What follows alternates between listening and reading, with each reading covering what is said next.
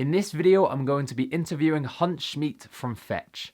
They are a project which is focused on building a brokerage for security tokens. What does that mean? Well, think about it like this. How annoying is it every single time that you have to go to a new exchange and sign up?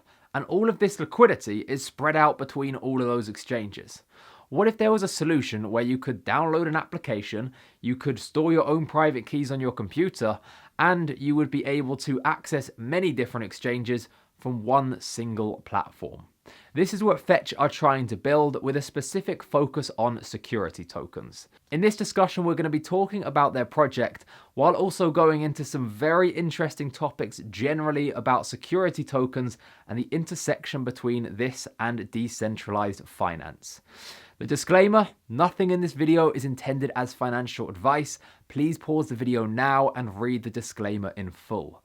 In the interest of complete transparency, I do not hold any investments related to this company, and I have not been compensated in any way whatsoever. It's genuinely just a really cool project. I like Hunt Schmidt, so I wanted to get him on the channel. There's also going to be time jumps in the description, so if you'd like to jump ahead at any particular time to a specific question, open up the description and you'll see the opportunity there. Without any further ado, let's begin with the interview. Joined today by Hunt Schmidt from Fetch. Thanks so much for joining me. Well, thanks for having me. Perfect. So the first thing for the audience is, it's interesting just to hear your background. Do you want to just break it down, I guess, how you came to Fetch in the first place and run through some of your previous experiences, such as Neighborly?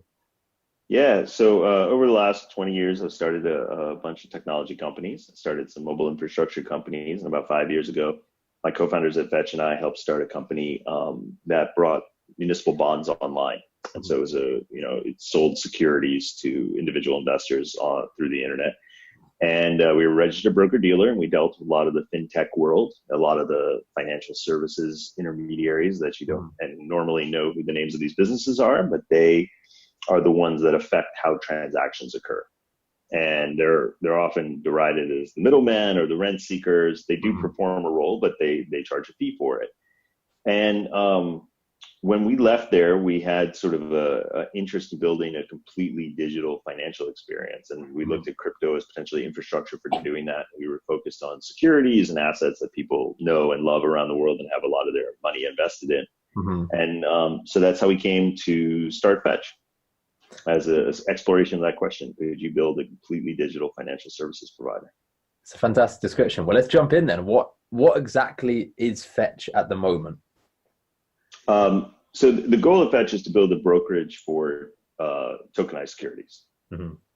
What it is today is an application, a wallet, that allows you to hold and invest in about 200 Ethereum and ERC20 tokens, utility tokens right now.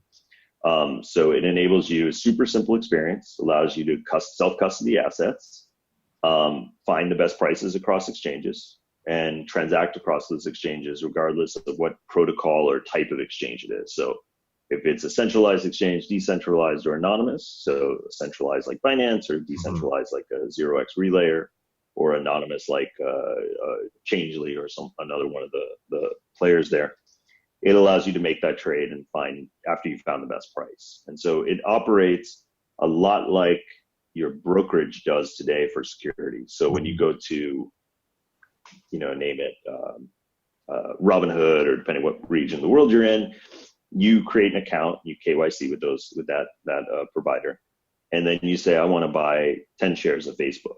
You don't think about where the 10 shares of Facebook trade.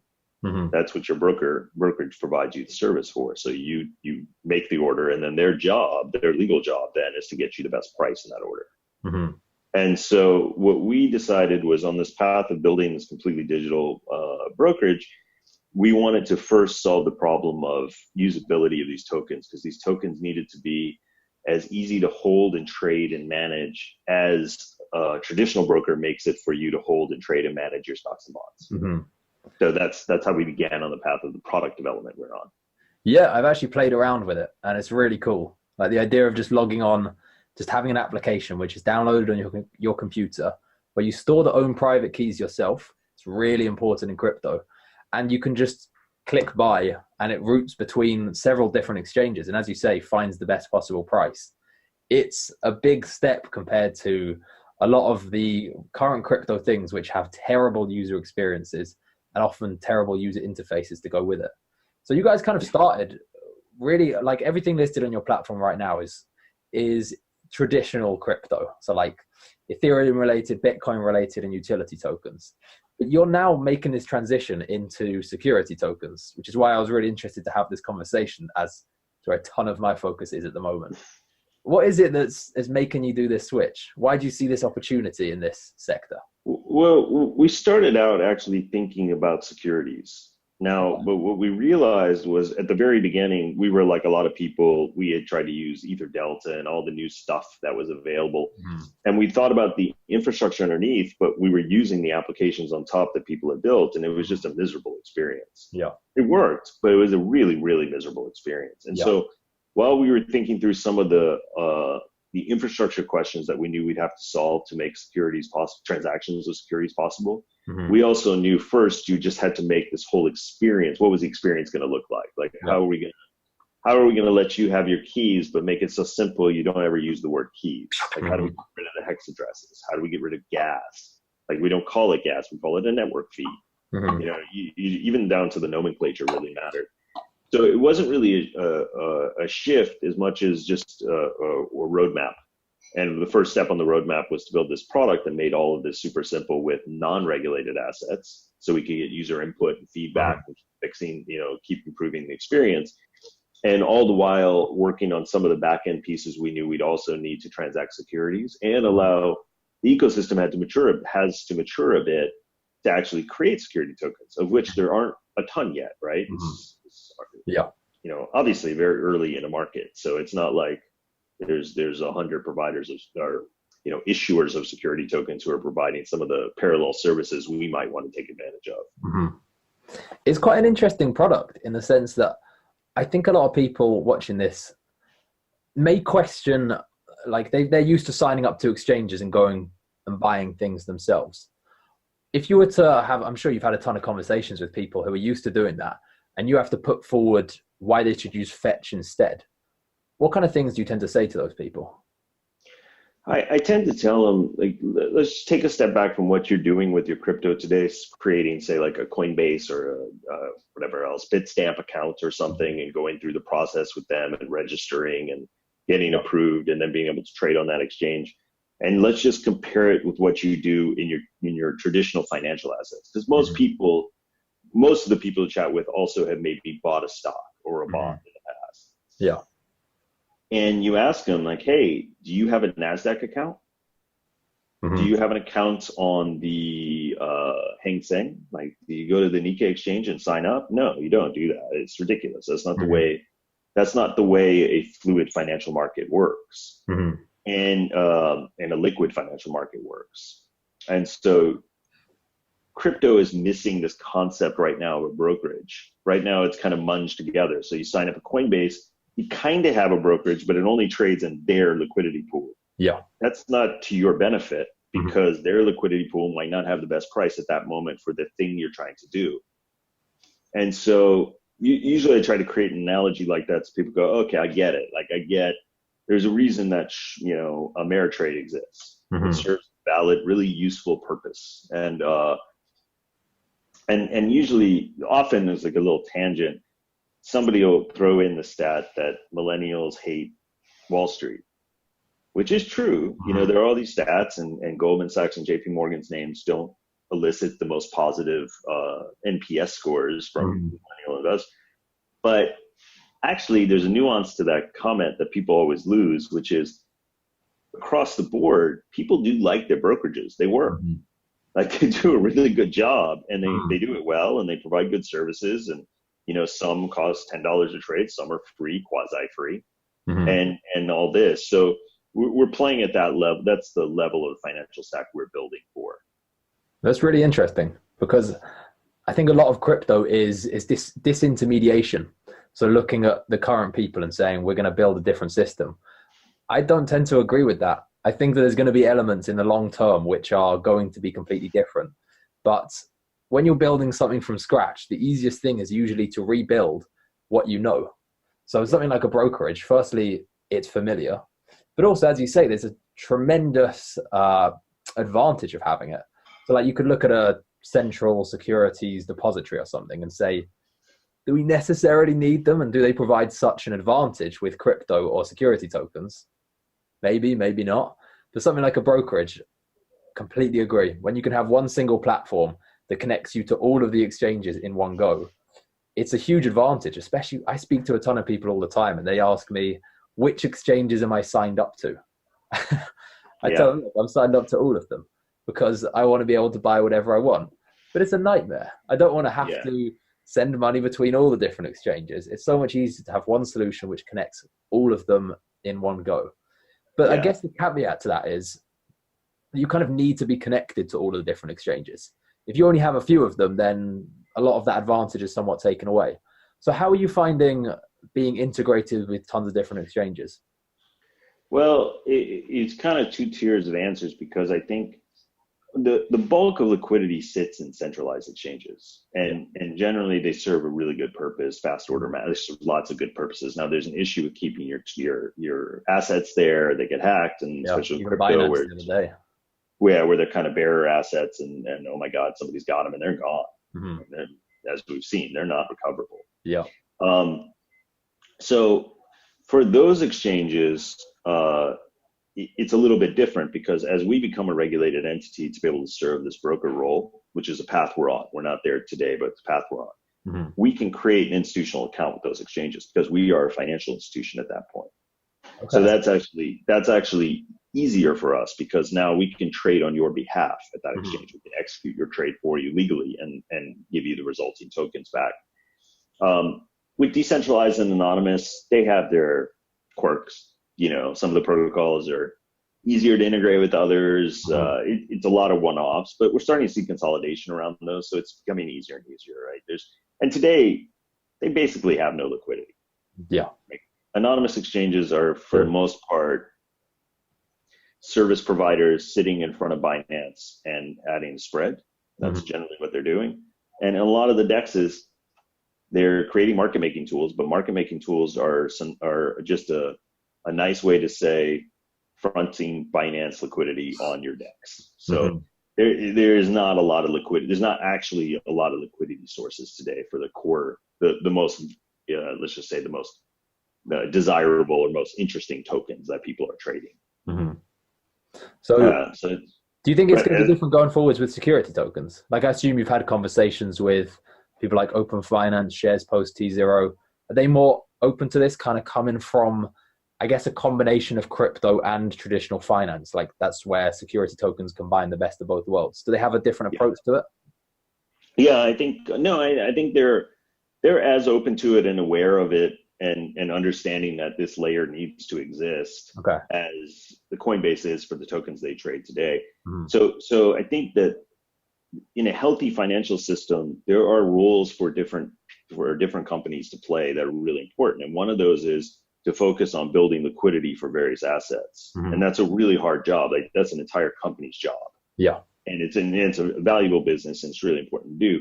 And then there's another role for going out, creating investor relationships, opening accounts, providing hand-holding and services to customers, investors, so that they can, be comfortable trading assets and investing and making decisions.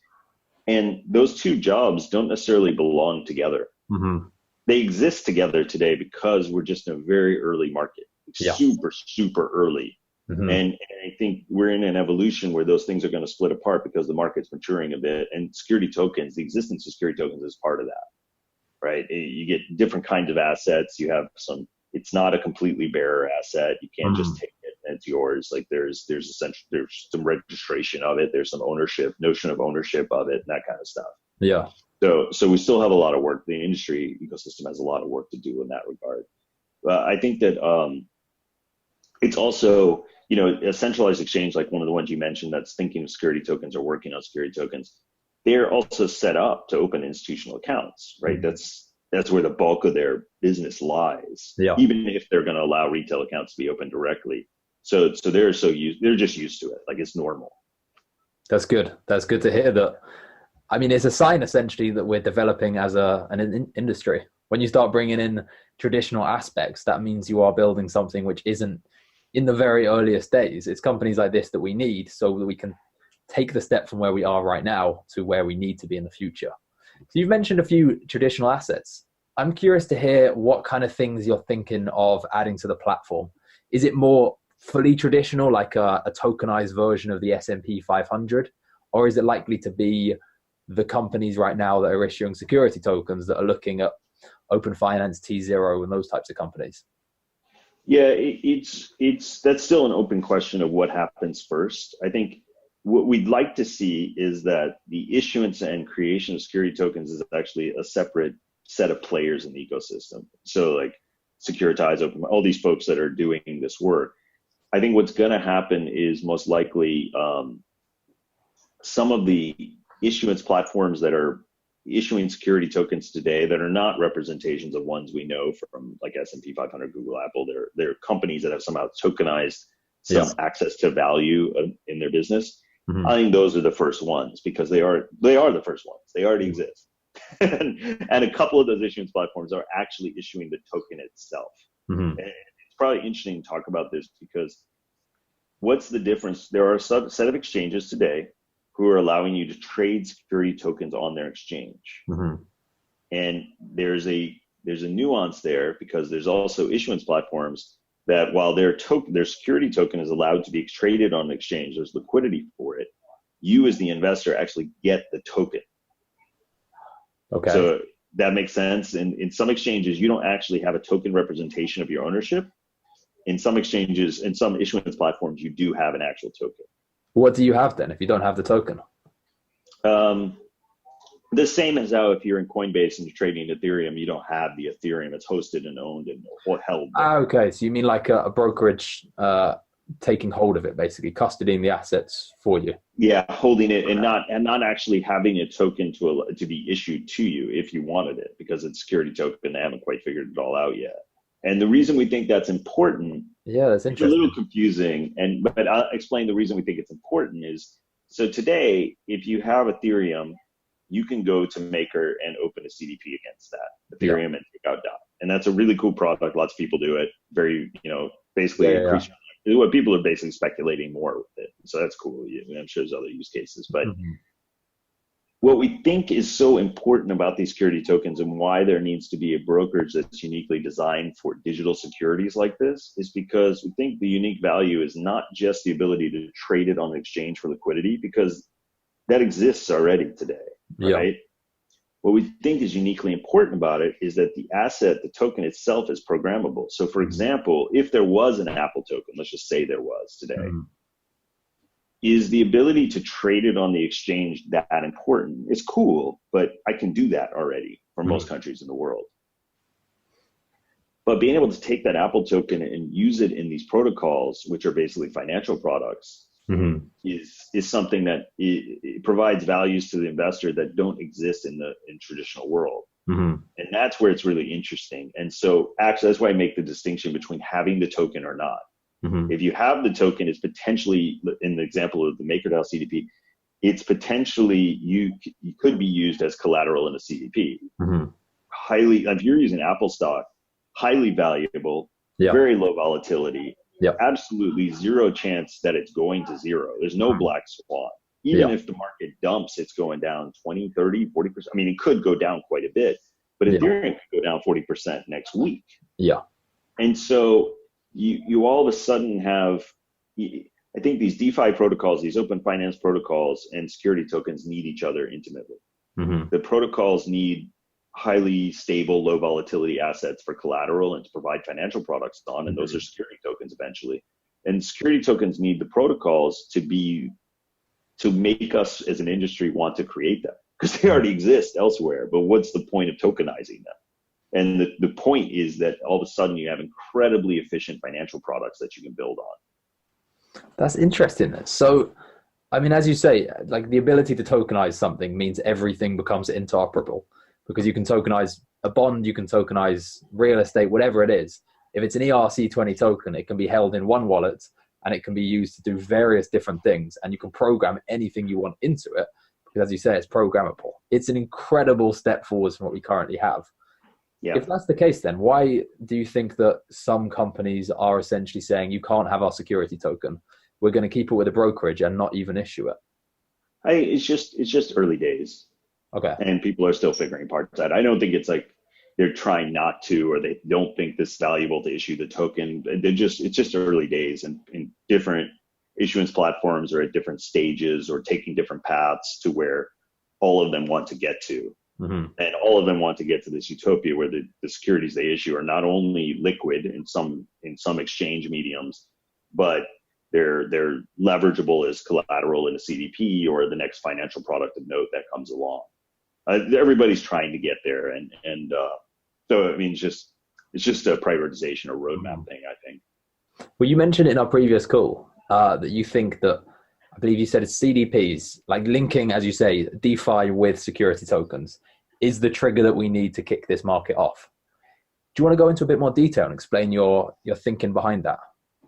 Sure. I'll give you a very near-term example, and then I think there's an evolution that's really interesting. But the near-term example is today, if you open a brokerage account, traditional brokerage account, and you have $50,000 of Google stock, mm-hmm. most brokerages will give you a loan against that stock. Mm-hmm. You know, and different brokerages will have different minimums, $25,000, $100,000, whatever it might be. Yeah. And you'll get a reasonable interest rate loan to allow you to stay long the equity, but take some cash and do whatever. And you have to pay it back and all the normal stuff. Now, if you had if you had $2 of Google token stock, tokenized stock, you could go to a CDP, assuming it supported it. Mm-hmm. You could go to a CDP, drop that Google stock in, and take a $1 loan. Mm-hmm. Now, you're not really going to take $1 loan. It's kind of ridiculous. Mm-hmm. However, what's interesting about it is it kind of just exemplifies the financial product as code is so efficient. You could do $1 if you wanted to. Like, why can't the brokerage issue a loan against less than $25,000? It can. Mm-hmm. It's just that the financial product there exists as bureaucracy and administrative costs. Mm-hmm. So there's no reason they want to issue that loan at such a small amount. So that's a near term. That's basically today. That's how the world is today in both crypto finance and regular finance. Mm-hmm. I think what's really interesting is as you progress and software developers and companies are just kind of go crazy within, experimentation, building new financial protocols on today Ethereum, maybe other blockchains in the future. You're going to get financial products that just don't exist in today's world. Yeah. And then it's going to be then, like the example I gave, you can shoot tons of holes in it. You're like, why would you want to take a $2 loan or $1 loan? Why would you even do anything with $2 of Google stock? I mean, there's just all kinds of dumb questions. But it's the fact that you can do it. As you say, it's not that you want to. Yeah. It's lowering those minimums, being able to. And it's not like you're going to go out as an industry and market, or as any of these companies and market to consumers and say, like, look, you should come into this world because we can give you a $1 loan. Like that, you're not getting anybody. Nobody's going to care. Yeah. However, I think as you start to innovate on these the individual protocols innovate, new protocols come up that are not analogs of what we have in today's financial world. And then you're also able to string together and compose these protocols. Mm-hmm. Then you will actually be able to go to market and market to individual or institutional investors and say, like, look, I can offer you this financial product today, and it's XYZ at this rate. These are the terms, and it's not something you can get over here with your traditional financial services providers. And you're not marketing crypto at that point. You're marketing a financial product. And the people, the investors, both retail and institutional, if it fills a need for them, they'll use it, right? Mm-hmm. Like they'll sign up, and it won't be a crypto account. It'll just be a financial account, and maybe crypto under the covers. But and that's kind of how we think the world's going to evolve. And that's why we took in the UX of what we built and the product that's available today. That's why we just stripped everything we could crypto out. And even now we still have more we could strip out. We just said it's a process of, just refining and making it better and stuff. Yeah. Well, this actually leads me to the next question. It's something you mentioned in a podcast, kind of touching on what you were just saying there, which is that you mentioned the two issues you think we have to overcome to see mainstream adoption. You talked about like hiding the plumbing and actually providing traditional assets. Do you want to dive into that a little bit? Yeah, I think you got to hide the plumbing. Like everything's got to be simple. Yeah. I mean, if you ask people to do work, I mean, yeah, it's the rare individual or the rare value prop that would get somebody to jump over so many hoops. Like simple really does. Yeah. We've all just become accustomed to it. Like I hit a button on my phone, I get an Uber car. I mean, it's like that's about as simple as you can get, right?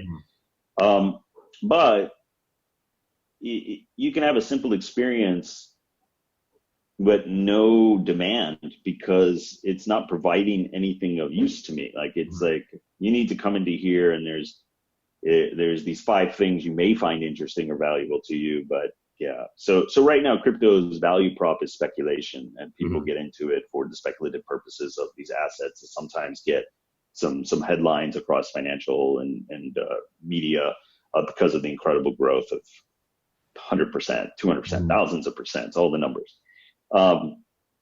Unfortunately, when the price goes flat and down, people stop paying attention because speculation was the use case that they came after. I think the at least in crypto has a lot of like verticals of innovation. So I don't mean to say there isn't anything around gaming or something else that might be interesting. It's just that my viewpoint into it is very financial services oriented. So thinking about this, you need assets that people understand and have global demand for already. Yeah. You know, it's cool that there's a couple of assets that crypto has created that are just brand new that have, you know, reasonable demand or reasonable value, market cap and somewhat demand right now. But access to assets that people understand and understand how to value is really important. And then a value prop around those assets. So, you know, you can use the loan example, or you can say that innovation's coming. You're going to have new kinds of financial products. There has to be a reason, right? Like you need mainstream users, and mainstream users need mainstream value props. Yeah, I completely agree. I think like a lot of companies right now are trying to issue a security token. I often speak to them. I say, "What are you trying to get out of this?" And they say, "We want liquidity in 6 months." Go to a security token exchange and tell me you're going to get liquidity in 6 months. It's not happening. There could be a long-term value proposition, but it's kind of like you need something to kickstart it, but for it to get moving, you need something to kickstart it. And you're in like a perpetual state where we almost need that trigger. So I'm interested, actually. I've just thought off the top of my head, it's kind of related. T0, obviously one of the biggest security token exchanges, they have their own security token trading, the T0 or TZ drop token, which is a revenue share token. And the liquidity and trading volume is very low. The truth is that the price has tanked and pretty much the volume has gone with it as well. But they're going to tokenize overstocks, Series A preferred shares, which to me is quite interesting. Because as you say, it's bringing something which is traditional. It's a very valuable company and it trades. It's a very valuable company in the regular world that has nothing to do with crypto. But putting it onto a security token exchange, you could then have, in a way, that first initial small trigger, but to kickstart some sort of liquidity. Do you have any thoughts on this? Yeah, I haven't looked at the numbers of what's the volume and the price and stuff of what they're trading already, but I tend to agree with you that we're still in a very early phase of the market. Yeah. And it's still very much kind of curiosity phase. And so these types of things that you described T0 are doing and others are doing some variations of, it's going to take 100 experiments of these types of things to find like the nuggets of wisdom in there to put together and say like, okay, now we're going to take the leap and we're going to be able to offer this value prop out to the world and they're going to want that. It takes some, I think it's often in hindsight in the blog post of success, it's always like, oh my God, we figured out this incredible thing and then we did the thing and then everybody came. That's not actually how much ever works, at least for me. It's usually a grind of iteration and an understanding of where you're trying to get to, but a grind of iteration to get there. And so I think we're in that grind as an industry. Well, yeah, you talk about the fact we're very early. I completely agree. I think when people look at this and think it's going to take 6 months or 12 months, it's a bit insane. We're talking about financial services, which are the most heavily regulated markets in the world. We're not going to just jump to the end goal to begin with. I'm in here personally because I think the end goal is so big that, hey, if it takes 5 years, I'm happy waiting 5 years. I think we're going to see big things in the meantime, but you know what I mean? To get to that end goal won't be quick. So talking about adoption, I mean, as a company, it's highly relevant because you obviously have a burn rate and you have to think we need to see certain milestones by certain times to raise funds. So adoption is incredibly important for any company operating in a nascent market. Do you have any thoughts on sort of an adoption timeline? Do you have any things that it's hard to like give a specific number saying here we have adoption, but do you have any kind of thoughts on it? Yeah, man, I do. You know, we think about these things, and so today the Fetch product is on desktop, web. You can use it via your browser, and then we just released a browser extension, and so that's the underpinning of kind of a financial account. You can both manage and trade these tokens, as well as the browser extension will be able to sign transactions very soon. So you'll be able to use it in place of, say, MetaMask, and you'll have just one account that does all of this for you. So that's when we talk about tactical adoption, we think about user numbers there and stuff, but the market's not bringing tons of new users in today. So we don't try to we don't fixate on that as a KPI. But the idea of security tokens and adoption in them, I think it's going to take longer than most folks say for the reasons, or mostly guess because of the reasons you described. It's financial services. Like, it takes time for a T0 or somebody to be an ATS to be an exchange. Like, it just takes time and work, and then they have to deal with all these new problems, and they also don't have a lot of volume and liquidity at first because of, you know, it's a new curiosity thing. So I think we're in like a 2 to 3 year cycle before we see real kind of numbers that people get excited about. And I think we're going to see a bunch of experiments that don't work. And I think we're going to see a few that show kind of the light and the way. And people will fast follow against those, and that's fine. Like that'll create competition and more innovation. So that's great. But I think we're in it took 10ish years for cryptocurrency to get some sort of, you know, Bitcoin through its evolution to its 10-year birthday. That was really just about creating the idea that there was value you could hold digitally in a way that was different than what we're used to. I think the next 10 years are about, at least in the finance side of it, once again, is that it's about recreating and rebuilding the financial system we have.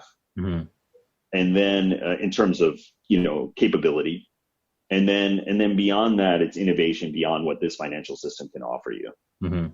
And so I think, I just don't think my kids, and this is an easy bet to make, my kids who are very young will not be opening traditional financial services accounts in the way that, now they may be dealing with a lot of the same regulations, modifications of today's regulations, but I doubt that the underpinning of the securities that they invest in when they grow up will be held at DTCC the same way that we would today.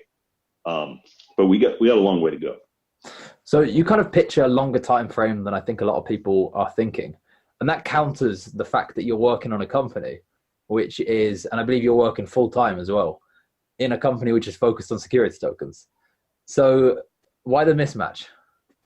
Yeah, we don't think that the timeline is we think we can build a business along the way. Like, I don't think you're going to turn on in 2 years this whole financial services industry. But you got to remember, we're part of building this ecosystem, and we think it's really important. And we also think it's important as a mission of what we're interested in doing in the world. But it's also important because, remember, if we can build a completely digital financial services provider, we're essentially removing the mid and back office. Like, the mid and back office is turning into code and servers and different things that are incredibly efficient and to run. And we're also able to offer different business models to consumers. So you may not have to come to Fetch and pay $3 a trade or $7 a trade or whatever the thing is. You may come to Fetch and it may be signing up like the SaaS service that you use, Zoom, you know, and you pay $15 a month. And you may have $1 million there trading, and you literally might pay $15 a month. So I think there's different business models we can experiment with in this type of financial services business that you can't even imagine, or you just can't do that in today's world.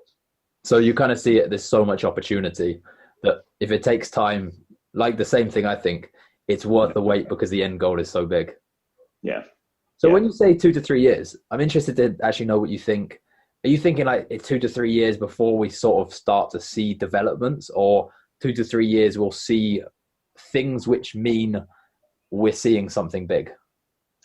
I think in 2 to 3 years we'll start to have a a little bit of a, I'll just call it a duct tape version of today's financial system. I think you'll Yeah. be able to take crypto. It won't all be perfect and it won't all work together incredibly well yet, Yep. but you'll be able to take your fiat or crypto, you'll be able to come in, you'll be able to invest in assets, regulated assets, securities, some of which are, were issued de novo in crypto as tokens, but some which are representation of real world assets. A lot of people bet on real estate. I would say equities and bonds are great candidates as well.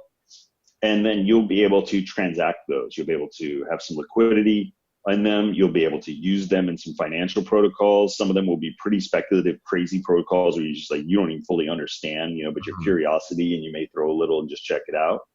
And you'll start to see at that point, you'll be able to do all those things in that time frame. And then after that, it'll start to be just a more cohesive and more financially inclusive ecosystem that is available to more and more people, accessible to more and more people, is easier to use by more and more people, even if those who had access before, and also begins to market itself really well. So at that point, it'll be like people like Fetch, and I'm sure many others, will be going out to the world and saying, look at this financial product I can offer you.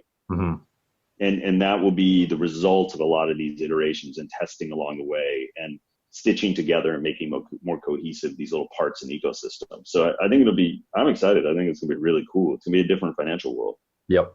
I'm good to hear that. It's good to hear that as well, that you say 2 to 3 years. I like the duct tape analogy. That's quite a cool one.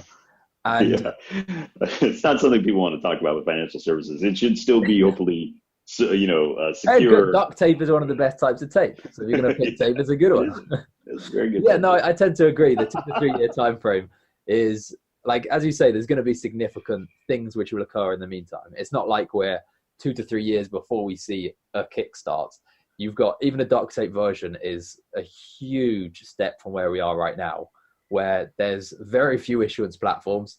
The ones which are there are charging very high fees when it's essentially a piece of code and it's a marketing campaign to get people to go through your code and out the other end.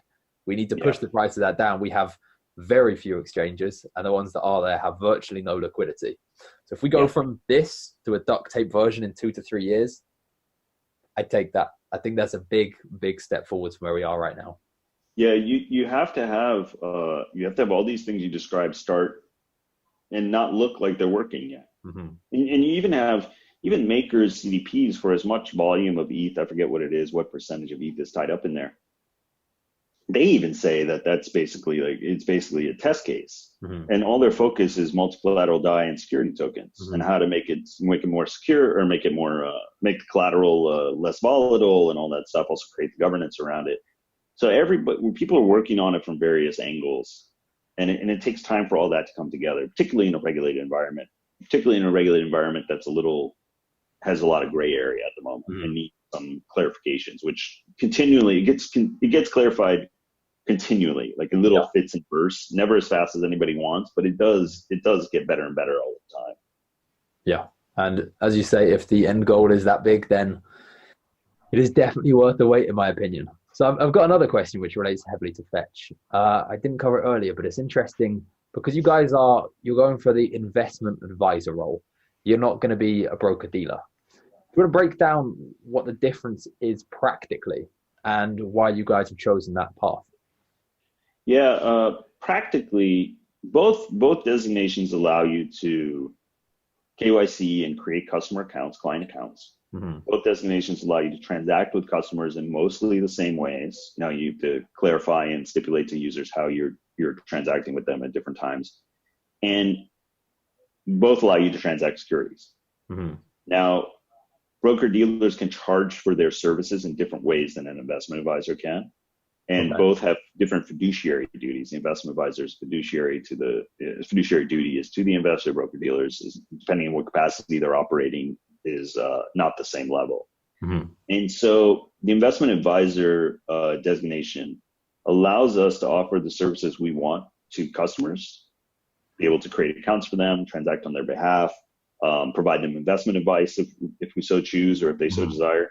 and then also allow them to, create institutional accounts at exchanges, make trades, and do all this stuff.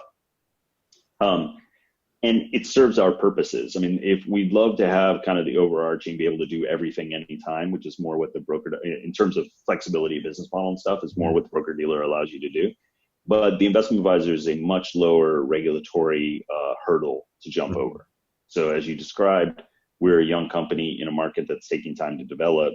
You want to be as efficient as possible with the lowest regulatory drag, but still be able to operate the business. And we think that designation, going after that designation matters.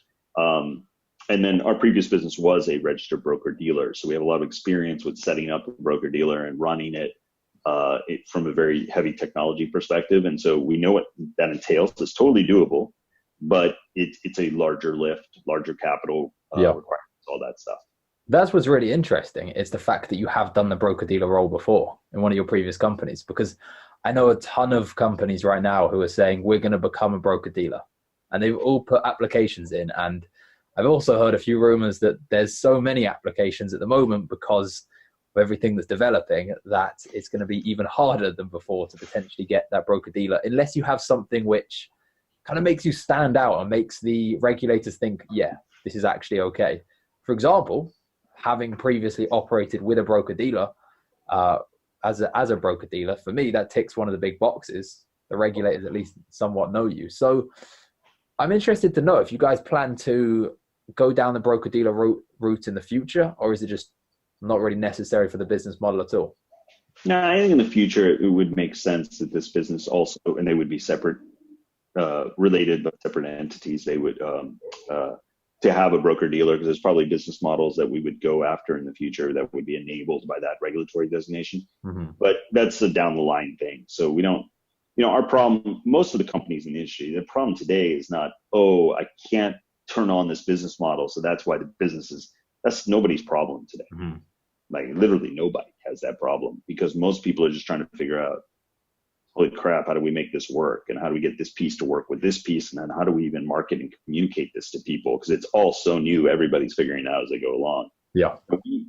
Our team has a lot of experience around regulation and broker. Actually, I've met a couple other teams, folks in crypto who have set up, say, a BD before, or they've hired somebody on their team now that's kind of their background. Mm-hmm. But there aren't many. And I think it's often discussed in kind of flippant terms, like, well, I put in an application, things are going to work out. That's not how it works, actually. It's a very high touch process, and getting the designation awarded, kind of getting approved, is just the start, because then you have to run that business, and it's a different. I often get asked, like, well, why is it so hard? There's some rules you follow, and you just do some stuff, and then you follow the rules, and that is true. But the implications of it are really important. So, for example, you hire a product manager, and they worked at Uber, let's say, because they went public today. It's a good one, mm-hmm. and they're used to running A/B tests. Mm-hmm. Well, you're a broker dealer, you may not be able to run that A/B test. Most likely you can't, because what happens when you test language with different sets of customers, and how have you treated those customers fairly, and how did you choose which set of customers to show which product? Like, you can't just turn Optimizely on and tell it to be fair. Like, that's not how it works. It randomly samples. Mm-hmm. So you have all these things it changes in many small ways. It changes how you operate and build the business. And you have to be able to manage those and the expectations of your team and how they're used to building software companies. So it affects how you can grow, or how you can innovate. Yeah, it's not a simple process. Now, I've kind of run out of questions, to be honest. I think we've run through everything. Is there anything you kind of want to add that maybe we've not touched on during this interview? Well, I think, we've talked a lot about what's coming in the market and where we're going. And then, where we are today with the product, like I said, is desktop, web, and browser extension. You can go download those and access those today. We've got some very cool stuff coming. It makes transacting very simple. We're also going to be able to do a couple things in the very near future that are pretty neat. We're going to be able to tie your identity across those platforms together, so that you can just sync it with the code. You don't have any backup phrases or anything like that, but you still are the only ones with your keys. We don't have access to your keys. Mm-hmm. You'll also be able to take the Fetch browser extension and use it as a MetaMask replacement in terms of transaction signing. So you'll be able to open your phone, on your browser and web, browser and desktop, and see the results of transactions later. And then I misspoke phone, but we're coming out with mobile apps in a couple months. So all of those will be synced in real time, and you'll have this kind of one view into your account, your crypto account, as you would expect. Like that's the way it should work, but that's not the way it works today. You've got, some app you use to monitor prices or something, and then you've got this browser extension. Every once in a while, you have to send some ETH to the browser extension because you want to do something, and it's a complete cluster. And the non-regulated version of Fetch is intending to solve all those problems, so you'll be able to just use the same account on every platform. And there'll be download it, play with it.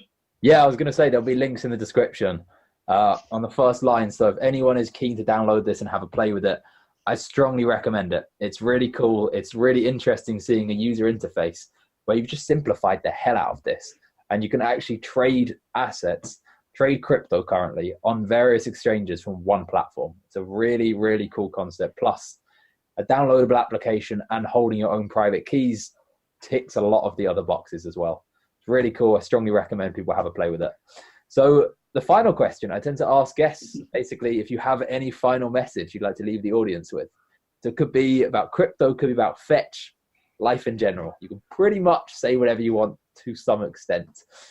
What would you like Smile, to say? have a good time. Don't take it too seriously. Enjoy yourself. This is all supposed to be fun. Yeah, that's needed in crypto at the moment as well. Yeah. You need that message. Right, man. It was good to have this conversation. Yeah, thank you for having me. It was awesome. I appreciate you making time.